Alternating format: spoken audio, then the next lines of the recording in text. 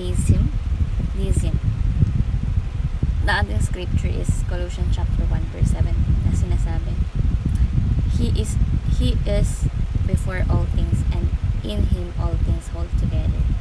So, Tagalog, siya mismo ay una sa lahat ng mga bagay, at sa lahat ng mga bagay ay nahahawak ang sama-sama sa Kanya. So, ang ating katuruan ngayong umaga is number 1, God is actively involved in the world. So, meaning to say, ang Diyos ay hindi malayo o walang pakialam sa mundo. Siya ay patuloy na kumikilos sa likod ng bawat pangyayari. No? So, God is actively involved in the world. Number 2, God is our Father who sent for His Son. So, dahil sa Kanyang pagmamahal, isinugo ng Diyos Ama na si Jesus upang iligtas tayo mula sa kasalanan at bigyan tayo ng buhay na walang hanggan. Diba? Sinugo niya ang kaisa-isa niyang anak para maligtas tayo sa ating mga kasalanan. So, God is our Father who sent for us His Son. And lastly is, God is working for the good of those who love Him. So, kahit hindi natin agad makita, ang Diyos ay palaging gumagawa ng mabuti para sa mga nitiwala sa Kanya. Yes. And talagang totoo kasi isa ako sa naka-experience na. So, God is working for the good of those who love Him. So, bilang application, number 1,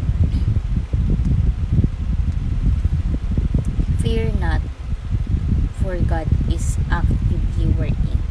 So, sinasabi dito na hindi tayo dapat matakot o panghinaan ng loob dahil patuloy na kumikilos ang Diyos sa ating mga buhay. No? Halimbawa nito natin, isang bata na hindi natatakot sa bagyo dahil kasama niya ang kanyang ama. No? So, ganun din dapat tayo. Dapat tayo magtiwala na ang Diyos ay may hawak sa lahat ng bagay. So, fear not, for God is actively working. Number 2, fight harder, for the battle is the Lord's.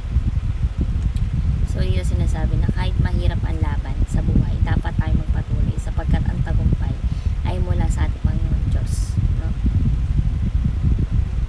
So, fight harder, for the battle is the Lord's. And lastly is focus on God, for He makes all things beautiful in His time. So, wag tayo mainip o wag mag-alala dahil may tamang oras ang Diyos para sa lahat ng bagay, no? So, parang mag-asa ka lang yun na naghihintay ng ani, no? So, dapat tayo maghintay sa tamang oras ng Diyos para sa ating buhay, no? Siguro hindi niya pa binibigay kasi hindi pa dapat or hindi pa natin kaya. Ibibigay niya ni Lord kapag kaya na natin at deserve na natin. So, sabi niya sa Isaiah chapter 16 verse 32 o 33, 16:30, when the time is right, the Lord will make it happen. Diba? So, ang concept na, ang devotion na to is patungkol sa hindi natutulog si God, no? O walang pakialam sa ating buhay. Siya ay isang mapagmahal na ama na laging kumikilos para sa kabutihan ng kanyang mga anak. Kaya huwag tayong matakot, ipaglaban natin ating pananampalataya at manatiling nakatuon sa Panginoon Diyos, sapagkat sa kanyang tamang panahon ay gagawin niya maganda lahat ng bagay. So, ayun lamang aking Thursday devotion. Naway may matutunan kayo. Make sure sa iba at syempre ma-apply sa ating buhay. Thank you po sa pakikinig at God bless po.